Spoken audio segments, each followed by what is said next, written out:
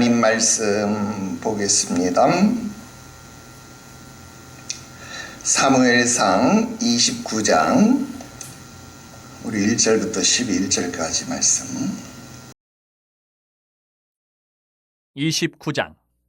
블레셋 사람들은 그들의 모든 군대를 아벡에 모았고 이스라엘 사람들은 이스라엘에 있는 샘 곁에 진쳤더라. 블레셋 사람들의 수령들은 수백 명씩 수천 명씩 인솔하여 나아가고 다윗과 그의 사람들은 아기스와 함께 그 뒤에서 나아가더니 블레셋 사람들의 방백들이 이르되 이 히브리 사람들이 무엇을 하려느냐 하니 아기스가 블레셋 사람들의 방백들에게 이르되 이는 이스라엘 왕 사울의 신하 다윗이 아니냐. 그가 나와 함께 있은지 여러 날 여러 해로되 그가 망명하여 온 날부터 오늘까지 내가 그의 허물을 보지 못하였노라.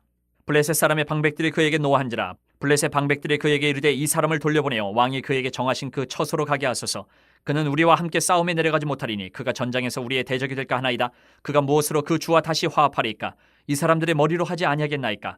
그들이 춤추며 노래하여 이르되 사울이 죽인 자는 천천히요 다윗은 만만히로다 하던 그 다윗이 아니니까 하니 아기스가 다윗을 불러 그에게 이르되 여호와께서 살아계심을 두고 맹세하노니 내가 정직하여 내게 온 날부터 오늘까지 내게 악이 있음을 보지 못하였으니 나와 함께 진중에 출입하는 것이 내 생각에는 좋으나 수령들이 너를 좋아하지 아니하니 그러므로 이제 너는 평안히 돌아가서 블레셋 사람들의 수령들에게 거슬러 보이게 하지 말라 하니라.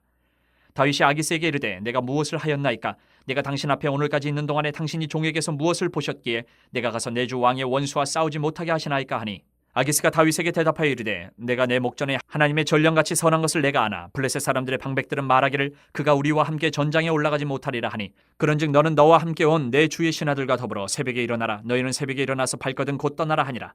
이에 다윗이 자기 사람들과 더불어 아침에 일찍 일어나서 떠나 블레셋 사람들의 땅으로 돌아가고 블레셋 사람들은 이스라엘로 올라가니라. 할렐루야. 오늘 계속해서 사무엘상 강의 70번째 시간이 되겠습니다. 오늘 말씀의 제목은 보이지 않는 하나님의 손, 이런 제목의 말씀을 드리려고 합니다. 지금 우리는요 사무엘상의 마지막 부분, 마지막 흐름을 따라가고 있습니다. 여러분, 사무엘상의 후반부는요 지난번 우리가 살펴보았던 말씀, 아주 중요한 말씀이죠. 다윗은 자기의 길로, 그리고 사울은 자기의 곳으로 갔다. 여러분, 이 말씀이 있는 이후부터 어떤 내용이 대비되고 있느냐? 사울은 점점 쇠락해 가고 있고 다윗은 점점 왕으로서 준비되어져 가고 있고 왕으로서 인정받아가고 있는 그러한 대비를 보여주고 있는 두 축으로 진행되고 있다 하는 것입니다. 특히 27장부터 31장은요 바로 이런 사울과 다윗의 운명이 교차되는 그런 구간에 있다라고 하는 겁니다.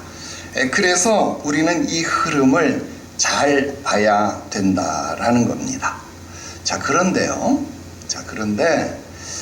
27장에서 다윗이 어디에 갔나요? 지난번에 우리가 엔도레 사건 공부하기 전에 다윗이 어디에 갔나를 잠깐 기억해 보세요. 다윗이 다시 블레셋 진영으로, 자기가 미친 척해서 수염에 침을 흘리면서 성문을 팍팍 긁으면서 피 맺힌 한을 품고 떠나왔던 그 블레셋 왕 아기스에게로 돌아갔다라는 거예요. 여러분, 거기서 다윗의 이야기가 딱 끊겼어요. 다윗의 이야기가 딱 멈추었다라는 겁니다. 사울의 추격을 피해서 블레셋 땅 아기스에게로 다시 돌아간 이야기가 나왔다라는 것입니다. 그리고 다윗의 이야기가 멈췄어요. 그리고 거기에 보니까 어떤 표현이 있냐면 이때 다윗이 처음으로 편안하게 지냈다. 속된 말로 두 다리 쭉 뻗고 편안하게 잠을 잤다. 뭐 그런 뜻이 되겠죠. 그렇게 지냈더라. 성경은 기록하고 있습니다. 그런데요, 지금 사실상 다윗은 그렇게 편한 상태가 아닙니다. 왜? 정말 위험천만한 상태, 굉장히 위험한 도박을 하는 상태다. 왜 그럴까요? 여러분, 마음은 편했는지 모르지만 그곳에서 아기스를 속이고 있었더라 하는 거예요. 어떻게 속였나요? 실상은 이스라엘 백성들을 공격한 것이 아니고 이스라엘 백성들을 죽인 것이 아니었는데 가서 아말렉 사람들을 쳐서 죽였음에도 불구하고 이스라엘 백성들을 약탈하고 온 것처럼 그렇게 거짓 보고를 아기스에게 했다 하는 겁니다. 그러니까 이 아기스가 어떻게 했어요? 진짜 얘가 나 앞에 충성하는구나 이렇게 생각을 했어요. 그리고 오늘 그 청구서를 들이밀었습니다. 뭐라고? 야, 이제 나와 함께 이스라엘을 공격하러 가자. 너만 그렇게 갈 것이 아니라 나와 함께 이스라엘을 공격하러 가자. 여러분, 그 청구서를 들이밀었다. 여러분, 그게 27장 마지막 구절이었다라는 겁니다. 자, 여러분, 이게 말이 됩니까? 여러분, 살자고 하니까 아기스의 제안을 받아들이지 않을 수 없고, 그렇다고 정말로 가서 이스라엘을 공격하면 어떻게 되는 거예요? 나는 이스라엘의 왕이 될 수 있어요? 없어요? 이스라엘의 왕이 되지 못하는 아주 그런 절체절명의 순간, 그러니까 아주 위험한 도박 아닌 도박을 하는 진퇴양난의 순간이 되어버렸다라는 겁니다. 자, 이게 27장이 마지막이었어요. 그런데 거기서 갑자기 28장은 누구의 이야기예요? 사울의 이야기. 사울의 이야기로 확 바뀌어버렸다는 거예요. 사울의 이야기, 그 사울이 엔돌에 신접한 여인에게로 내려간 사건이 갑자기 등장했다라고 하는 겁니다. 자, 우리는 지금 누구의 이야기가 궁금해요? 다윗의 이야기가 궁금합니다. 다윗이 어떻게 할 것인가? 그것이 궁금했는데 느닷없이 사울의 이야기가 나왔고 사울이 그렇게 몰락하는 이야기를 우리는 보았다라는 겁니다. 그리고 이제 29장이 되어서 그 우리가 궁금했던 질문의 답을 비로소 우리가 보게 된다 하는 겁니다. 자, 오늘 본문 말씀은 우리들에게 어떤 교훈을 전달해 줄까요? 오늘도 세 가지 말씀 드리도록 할게요. 첫 번째로, 하나님의 침묵은요, 방관하는 것이 아니라 또 다른 방식의 역사하심이다. 이것을 우리는 알아야 합니다. 다시 표현해 볼게요. 하나님이 사울에게 침묵하셨잖아요. 그죠? 하나님이 사울에게 침묵하셨는데 지금 하나님이 사울에게만 침묵한 것이 아니라 다윗에게도 침묵하셨어요. 그런데 다윗에게 침묵하신 것이 사울에게 침묵하신 것처럼 계시의 닫힘, 계시의 단절이 아니라 다윗에게 침묵하심은 그냥 방관, 수수방관, 네 알아서 살아, 네 맘대로 해, 사울처럼 관계를 잘라버린 것이 아니라 전혀 다른 방식으로 하나님은 일하신 것이다, 역사하신 것이다. 여러분, 그것을 우리는 보게 된다 하는 겁니다. 자, 28장에서 사울에게 침묵하시는 하나님을 보았습니다. 그래서 사울은요, 엔돌에 신접한 여인을 찾아갔습니다. 그러면 29장에서 다윗에게도 침묵하시는 하나님을 본다면 다윗은 어떻게 했을까요? 자, 오늘 우리가 읽어봤는데 1절부터 11절 말씀까지 쭉 읽어봤는데 여기에도 여러분 하나님이 말씀하셨다라는 기록이 없어요. 선지자도 안 나옵니다. 그렇다고 하나님이 꿈에서 다윗에게 야, 너 이런 계략으로 아기스를 속여라, 뭐 이런 내용도 안 나옵니다. 그렇다고 제사장이 있어서 우림으로 판단을 받은 것이냐? 여러분, 그런 것도 없었습니다. 그러면 여러분 어때요? 사울이 전쟁에 나가기 전에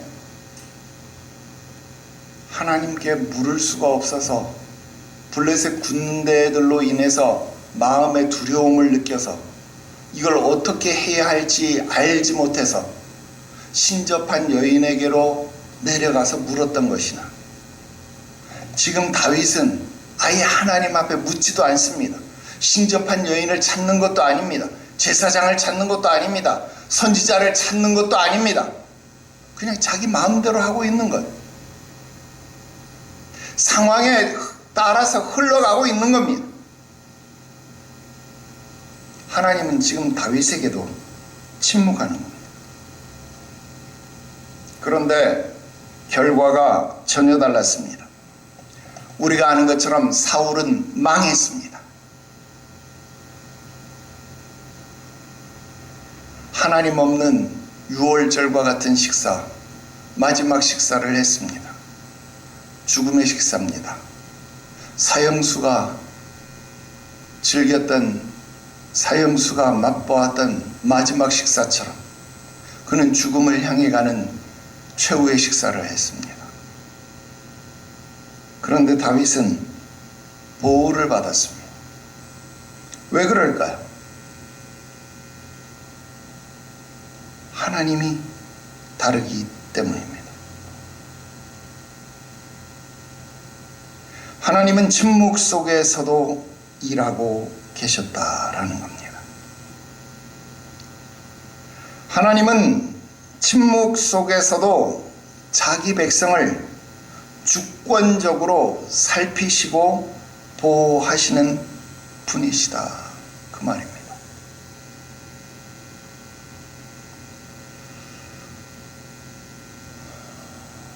때로는 우리 인간이요, 연약하기 때문에 판단이 흐려질 수 있어요.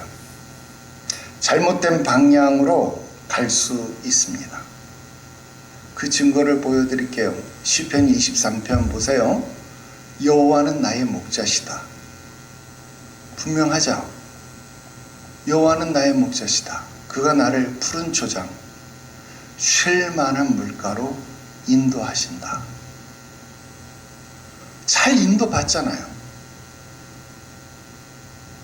그런데 푸른 초장, 쉴 만한 물가로 목자의 인도를 따라서 잘 가면 좋은데, 희한하죠. 우리는 양 같아서 각기 제 길로 간다 이 말이에요.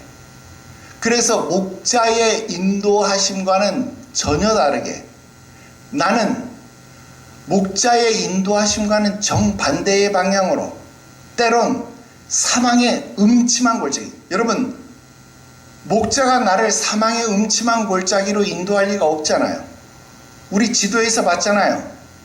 목자는 우리를 기쁨의 동산으로 인도하지, 생명수의 강가로 푸른 초장으로 인도하지, 사망의 음침한 골짜기로 우리를 인도하는 법이 없어요. 그런데 우리는 사망의 음침한 골짜기로 내려간다 이 말입니다.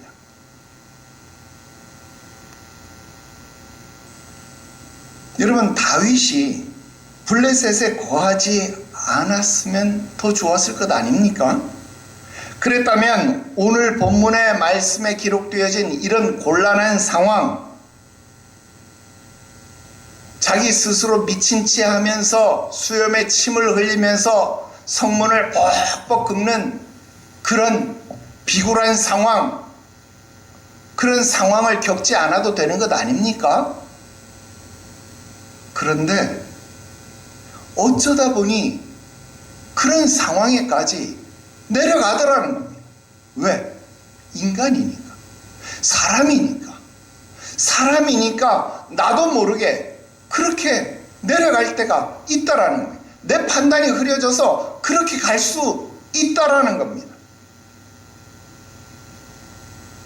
오늘 본문 말씀을 보십시오. 아주 이상한 장면이잖아요.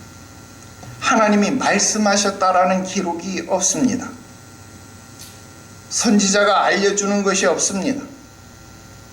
다윗에게 하나님이 야, 너 그리로 가면 안 돼, 꿈으로 말씀하시는 게 없습니다.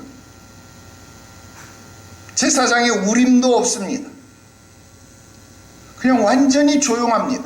침묵입니다.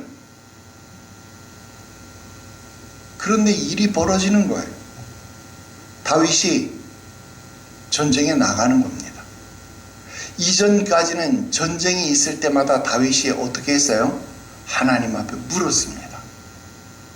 전쟁에 나갈 때마다 하나님 앞에 물었습니다. 그런데 지금 하나님 앞에 묻지도 않고 전쟁에 나가려고 합니다. 그것도 블레셋과 함께 연합해서 이스라엘과 싸우기 위하여 나아가고 있습니다. 희한하죠. 그런데 또 갑자기 그 길이 막혀요. 방백들이 말하는 겁니다. 여러분, 우리 블레셋은 요즘으로 치면 합중국이다 이 말이에요. 미 합중국처럼 각각의 주가 합해져서 하나의 나라를 이루는 거예요. 5개의 도시 국가가 연합된 나라다, 그 이야기 했죠. 그러니까 지금 아기스는 한 도시 국가의 왕이고 가드의 왕이고, 그 말고 나머지 4개의 도시 국가의 왕들, 그 방백들이 있다 이 말이에요. 그 방백들이 와가지고, 아니 아기스 왕이요, 이거 어떻게 된 일입니까? 저 히브리 사람들이 여기 왜 있습니까? 저 사람 사울의 신하 다윗 아닙니까? 저 사람들하고 같이 뭘 하려고 하는 겁니까? 이 사람은 안 됩니다. 우리랑 함께 갈 수 없어요. 아기스가 나타나서 아기스가 갑자기 다윗의 편이 돼서 막 변명을 하고, 내가 지금까지 같이 살아봤는데 저에게서 선한 것이, 아니 악한 것이 하나도 없어.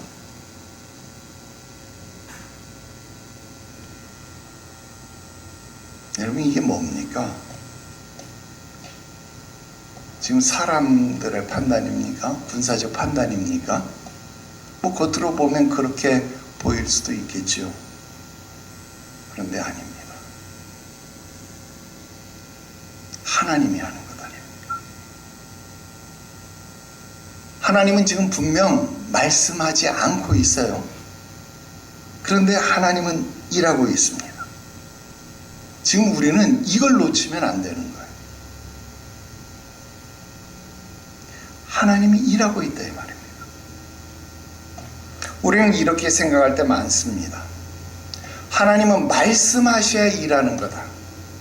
응답이 있어야 역사하시는 거다. 그래서 우리는 기도해도 응답이 없으면 하나님이 없는 것으로 생각합니다. 그런데 아닙니다. 하나님은 침묵하셔도 일하시더라, 그 말입니다. 하나님은 말씀하시지 않으셔도 하나님은 일하시고 움직이신다 이 말입니다. 오늘 본문 말씀에 한번 보세요. 누가 지금 움직이고 있는 거예요? 블레셋 방백들이 움직이는 거예요. 하나님이 눈에 보이게 움직이는 게 아니라 블레셋 방백들을 움직이시는 거예요. 누가 말하고 있어요? 하나님이 말하는 게 아니라 블레셋 방백들을 통해서 말씀하시는 거예요. 그 뒤에 계신 분이 누구라는 겁니까? 하나님이라는 겁니다. 하나님이 직접 말씀하시는 것이 아니라 그들을 통해서 하나님이 움직이는 거예요. 상황을 만들어 가시는 거예요. 구조를 흔들어 버리는 거예요. 판을 깨뜨려 버리는 겁니다. 그래서 다윗이 잘못된 판단으로, 잘못된 선택으로 지금 잘못된 일을 행할 수 있는 그 상황을 아예 멈추게 만드는 겁니다. 깨뜨려 버리는 겁니다. 그래서 길이 막힌 겁니다. 방향이 틀어진 겁니다. 여러분, 이게 뭡니까? 하나님의 보호하심입니다. 여러분, 사울을 보세요. 하나님이 완전히 침묵하셨습니다. 사울이 자기 마음대로 신접한 여인에게 갔습니다. 마음대로 사무엘을 불러 올리셨습니다. 하나님 상관하지 않아요.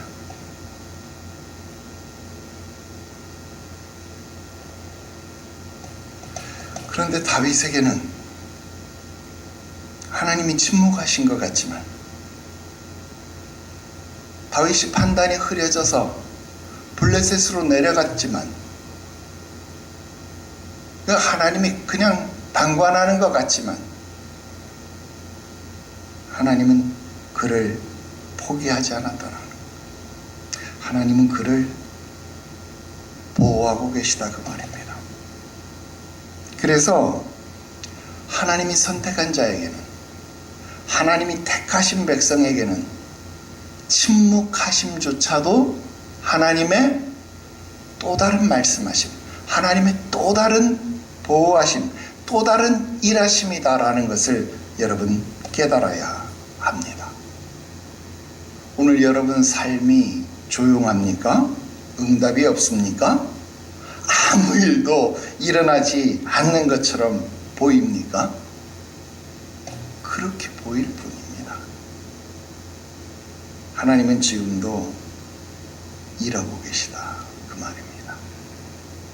보이지 않게 하나님은 일하고 계시고 움직이고 계십니다.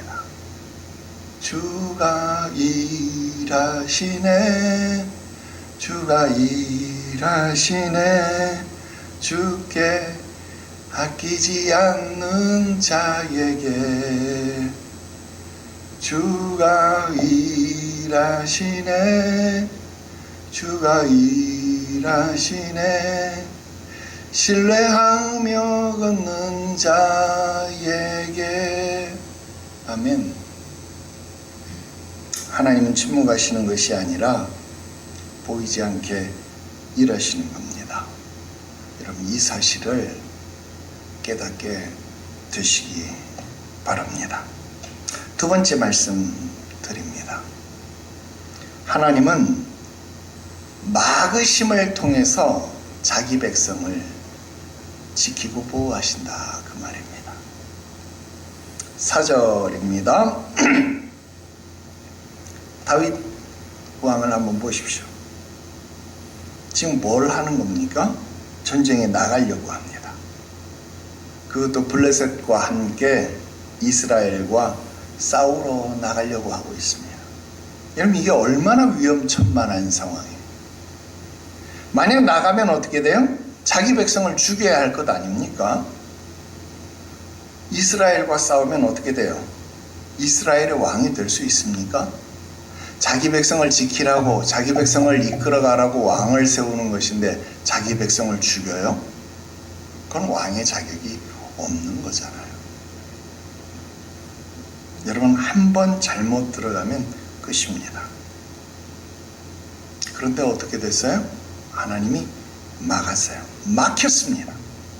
이 사람은 안 된다, 이 사람은 함께 갈 수 없다, 블레셋 사람들의 방백들이 일어나서 거부를 하는 거예요. 그것도 그냥 거부가 아니고 어떻게 해요? 이스라엘의 방백들이 노를 바라면서 화를 내면서 자기들의 왕인 아기스에게 강력하게 반발을 하는 거예요. 그래서 쫓아내는 거예요. 그래서 아기스가 뭐래? 야, 이 새벽에 저 수령들이 화 안 나게, 수령들에게 눈에 띄지 않게 너 새벽에 좀 가라. 여러분, 이렇게 말하는 거예요. 돌아가게 만드는 거예요. 여러분, 이게 뭡니까? 실패입니까? 거절입니까? 일이 안 풀린 겁니까? 아니죠. 오히려 보호 아닙니까? 여러분, 우리가 이 본문의 말씀을 좀 잘 해석해 볼 필요가 있습니다. 물론 우리가 복음적으로 잘 해석을 해본다면 여러분 어떻게 해석할 수 있어요? 다윗이 진짜 이스라엘 백성들하고 싸우러 가는 건 아니겠죠, 그죠? 그러면 다윗이 연기를 한 것이다, 그렇게 생각해 볼 수 있을 것 아닙니까? 그러니까 내가 뭘 잘못했길래 가서 내가 못 싸우게 합니까? 지금 아기스 왕 앞에 이렇게 얘기하잖아요. 그러니까 지금 연기를 한 것이다, 그렇게 생각을 합시다. 내가 뭘 잘못했길래 나로 싸우러 가지 못하게 합니까? 근데 이걸 그냥 액면 그대로 우리의 현실에 대입해 보면 우리는 하나님 앞에 이렇게 기도할 때 있다. 하나님, 내가 뭘 잘못했길래 하나님 도대체 내 길을 이렇게 다 막는 겁니까? 왜 내 가는 길마다 이렇게 막습니까? 욥이 이런 기도 했었잖아요. 그죠? 때로 우리는요, 우리 상태를 잘 몰라요. 우리가 있는 자리가 얼마나 위험천만한 자리인지를 모르더라 그 말입니다. 그래서 무조건 나가려고 합니다. 물불 안 가리려고 합니다. 그런데 하나님이요, 우리를 막아요. 야, 가지 마라. 그래도 막 가겠다고 땡깡부리면 어떻게 해요? 하나님이 다리를 부러뜨려서라도 못 가게 막는 거예요. 강제로라도 막으시는 거예요. 여러분, 이게 은혜입니다. 우리는 보통 이렇게 생각 많이 하죠. 길이 열리면 하나님이 도와주신다. 길이 막히면 하나님이 안 도와주신다. 그런데 그게 아닙니다. 하나님은 때로 우리의 길을 막아서 우리를 살리시더라 그 말입니다. 여러분, 막히지 않았다면 여러분 죽을 것 아닙니까? 근데 하나님이 막으셨기 때문에 살았다 이 말입니다. 막히지 않았으면 죽을 것이기 때문에, 넘어질 것이기 때문에, 죄를 범할 것이기 때문에 하나님이 우리를 막으셨다 이 말입니다. 여러분, 지금 우리는 다윗의 상태를 어떻게 봐야 될까요? 지금 4절, 5절에 나오는 이 방백들의 염려, 이 다윗의 계략이 진짜 있는 걸까요? 방백들이 염려하는 게 진짜 다윗이 마음속에 품은 계략이었을까요?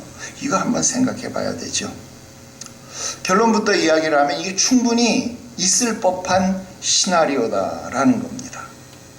그래서 성경은 이 부분에 대해서 가능성을 말하고 있지 않아요. 그냥 열어둬요. 우리가 알아서 판단해라. 그렇게 말을 합니다. 왜냐하면 27장에서도 우리에게 한 번 힌트를 주긴 줬잖아요. 다윗이 거기서 내가 그런 말을 했었잖아요. 지금 거짓말을 했다고. 그래서 하얀 거짓말, 검정색 거짓말 그런 이야기 했잖아요. 다윗이 이렇게 아기스에게 거짓말 해도 되는 거냐? 그러면 거짓말 하지 마라, 거짓 증언하지 마라 그랬는데 이렇게 거짓말 해도 되는 것이냐? 과연 예수 믿는 사람이 거짓말 해도 되는 거냐? 여러분, 성경은 우리에게 세상의 법에 의한 거짓말, 착하게 사는 것, 여러분 그런 것을 우리에게 가르치려고 목적으로 주어진 책이 아닙니다. 여러분, 다윗이 27장에서 한번 그렇게 아기스를 속였잖아요. 그러니까 지금도 충분히 이스라엘을 공격하지 않을 것이면서 전쟁에 나가는 것일 수 있잖아요. 그죠?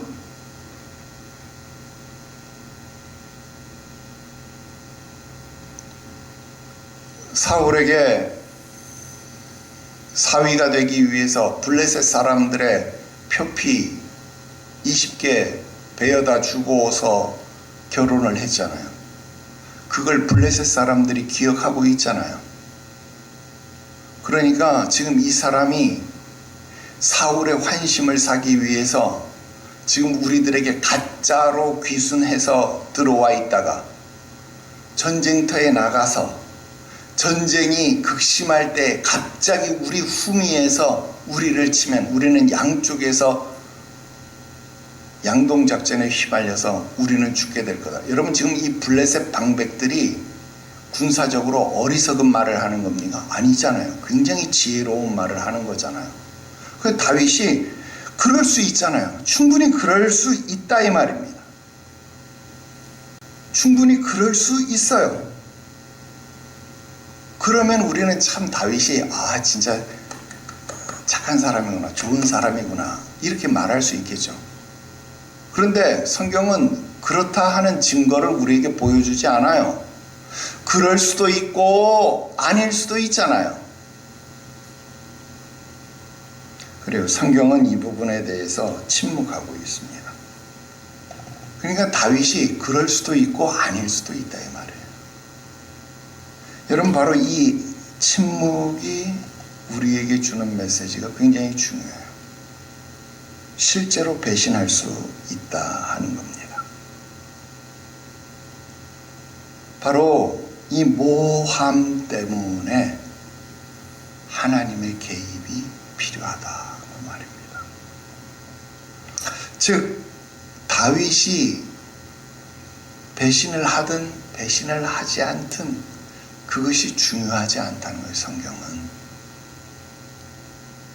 다윗이 어떤 선택을 하든 그게 중요하지 않고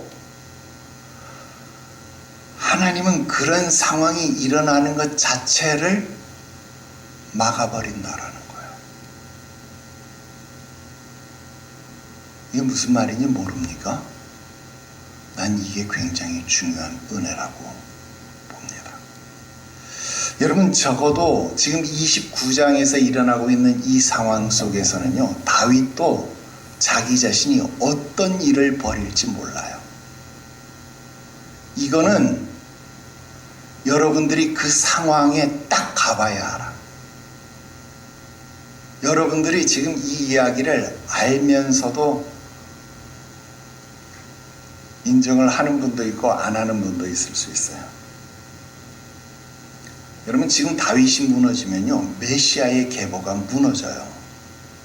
그러니까 하나님은 다윗이 무너지도록 방치하지 않으신다 이 말이에요. 하나님은 다윗을 택하셨어요. 하나님은 택한 자가 망하지 않도록 택한 자를 지키시고 보호하신다 이 말입니다. 이게 택정의 교리입니다. 이게 보호, 견인의 교리입니다. 이게 굉장히 중요한 거예요. 이게 아멘이 나와야 되는 부분인데 모르는구나. 이게 중요한 거라고요. 여러분, 우리는 흔히요, 객기로 죄를 범할 수 있습니다. 여러분, 친구들 따라 죄의 장소로 갈 수 있어요. 친구들 따라서 죄의 장소로 갈 수 있습니다. 거기서 객기를 부려서 충분히 범죄할 수 있는 상황이 일어날 수 있다 이 말입니다. 그런데 그때 하필이면 순찰차가 삐용 하고 지나가. 그래서 범죄하지 않게 된다 이 말이에요. 하나님이 택하신 자를 그렇게 지키신다 이 말입니다. 아멘 해야 되는 거예요. 여기서 하나님이 그렇게 택한 자를 지키시고 보호하신다라는 거예요. 여러분, 그런 경험 없어요? 어릴 때 친구들 따라서 막 범죄가 일어날 수 있는 그런 환경 속에 노출되는데 막 범죄가 일어나려고 하는 그 순간인데 그때 하필이면 누가 나타나? 아버지가 나타나. 상해봐! 아버지가 나타나서 나를 불러. 그 범죄의 현장에서 나를 구원해내는 거야, 아버지가. 그래서 거기서 보호함을, 건지심을 받아내는 거죠. 여러분, 이것이 은혜인 거다 이 말이에요. 여러분, 이런 경험을 지금 다윗이 하는 겁니다. 지금 다윗이 범죄했을 것이다 이걸 단정 짓는 게 아니고 다윗이 범죄했을 수도 있고 안 했을 수도 있는 그런 상황이다 이 말입니다. 그런데 하나님이 그 상황이 일어나지 않도록 사전에 막으신 것이다 이 말입니다. 나는 신앙생활하면서 이런 은혜를요, 정말 너무너무 많이 경험했습니다. 솔직히 이런 은혜가 아니라면 나는 오늘 이 자리에 있을 수조차 없을 것이라는 것 나는 너무나도 잘 알고 있습니다. 그래서 하나님의 은혜는 이루다 말할 수조차 없다는 것입니다. 여러분, 왜 세리와 창기들이 자기 얼굴을 들지 못하고 무릎 사이에 처박고 하나님 앞에 기도했는지 압니까? 그 은혜를 알기 때문에 그렇습니다. 자기는 도저히 구원받을 수 없는 자인데 자기는 1만 달란트를 탕감받은 자이기 때문에 감히 고개를 들을 수 없는 겁니다.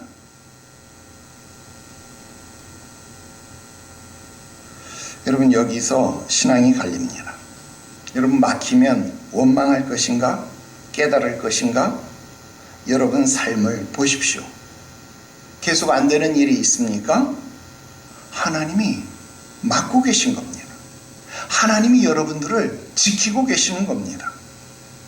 여러분, 하나님은 여러분들을 길을 열어서 인도하시기도 하지만 막아서 보호하시기도 하신다라는 사실을 깨달으십시오.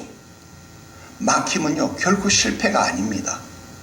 하나님의 보호입니다. 그래서 막혀도 할렐루야고 열려도 할렐루야입니다. 그래서 사나 죽으나 찬송을 받으시는 분은 하나님이십니다. 주신 이유 여호와시고 취하여 가시는 분도 여호와시니 여호와는 찬송을 받으실 것이다. 여러분, 이게 욥의 신앙인 겁니다.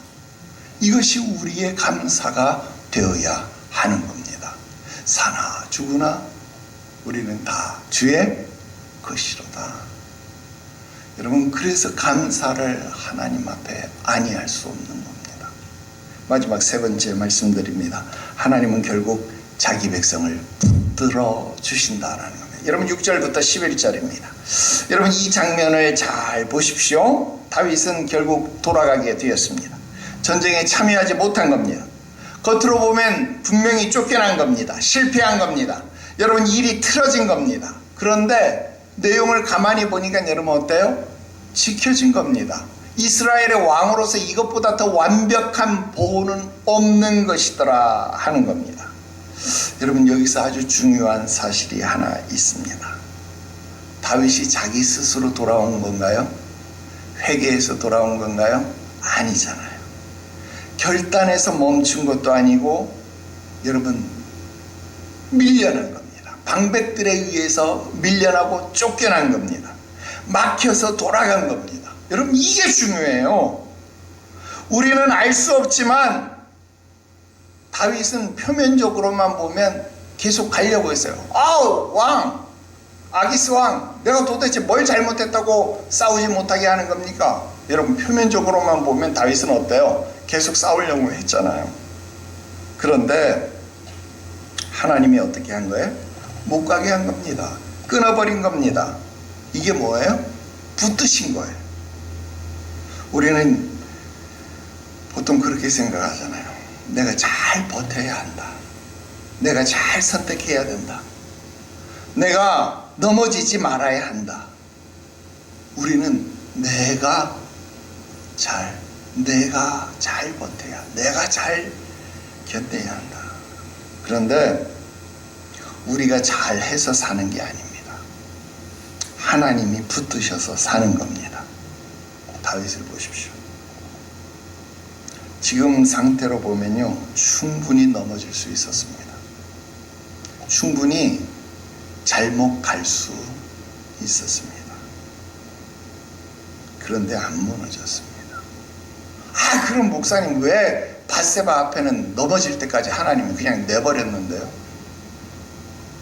아니, 그렇게 넘어져야 그 아기는 죽어도 그 다음 솔로몬이 태어날 거 아닙니까? 그 하나님의 계획이 그런 걸 나보고 어쩌라고. 그거는 우리 솔로몬 그때 배울 때 또 얘기할게요. 여러분, 이런 것이 하나님의 개입입니다. 이걸 성도의 보존, 성도의 견인, 그렇게 이야기합니다. 이게 은혜입니다.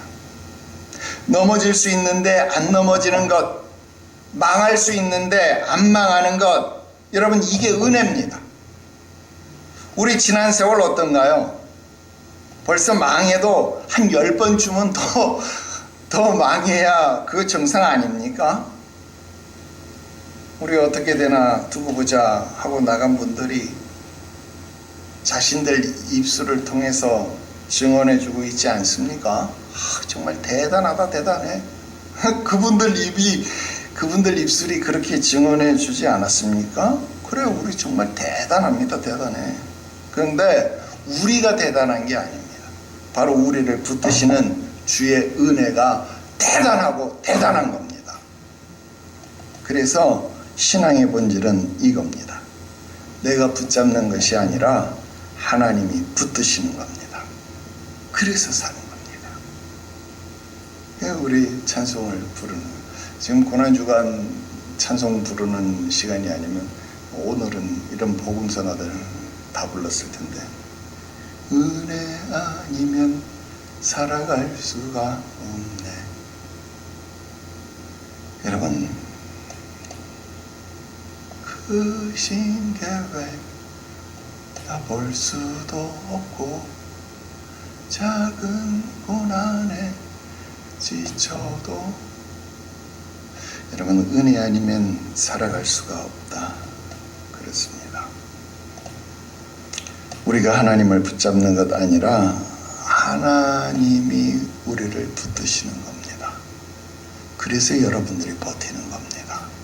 그래서 내가 버티는 겁니다. 그래서 우리 자녀들이 버티고 있는 겁니다. 지금 이 세상 누가 살 수 있습니까? 누가 견딜 수 있습니까? 하나님이 붙드시니까 여러분들이 견디는 거죠. 오늘도 하나님 앞에 감사할 수 있는 여러분들이 되시기를 주 예수의 이름으로 축원합니다. 오늘 여기까지 공부했습니다. 기도합시다. 거룩하신 하나님 아버지, 10년 예수 믿고 20년 예수 믿고 30년 예수 믿어도 그 크신 하나님의 사랑, 그 계획하심을 다 알지 못하고 이해하지 못하고 늘 아둔함 속에 빠져 있음을 고백합니다. 거룩하신 아버지여, 우리의 어리석음을 용서하여 주시옵소서. 길이 막혀 있을 때에 하나님께 원망하고 불평하는 어리석음이 있었습니다. 택한 백성을 향한 하나님의 크고 놀라운 계획을 신뢰하지 못하고 왜 나의 가는 길에 이렇게 장애가 많은가고, 왜 이렇게 고달픈가고 하나님을 향하여 감사하지 못하고 원망과 불평함이 얼마나 많았는지 모릅니다. 주님, 우리의 어리석음을 용서하여 주시옵소서. 그 막힘이 아니었다면 벌써 10번도 더 죽었을 것을 깨닫지 못했습니다. 주님 막으심으로 우리를 살리셨고, 우리를 붙드심으로 우리를 건지셨는데, 우리의 짧은 생각이 하나님께 감사하지 못하고 하나님께 원망과 불평을 했사오니 주님 용서하여 주시옵시고, 우리의 가는 길에 막힘이 있든 열림이 있든 나의 가는 길 주님 아시오니 그 가는 길을 주께 맡기고 막히든 열리든 주님 손만 바라보며 주님 손만 붙잡으며 한 걸음 한 걸음 옮기게 하시옵소서.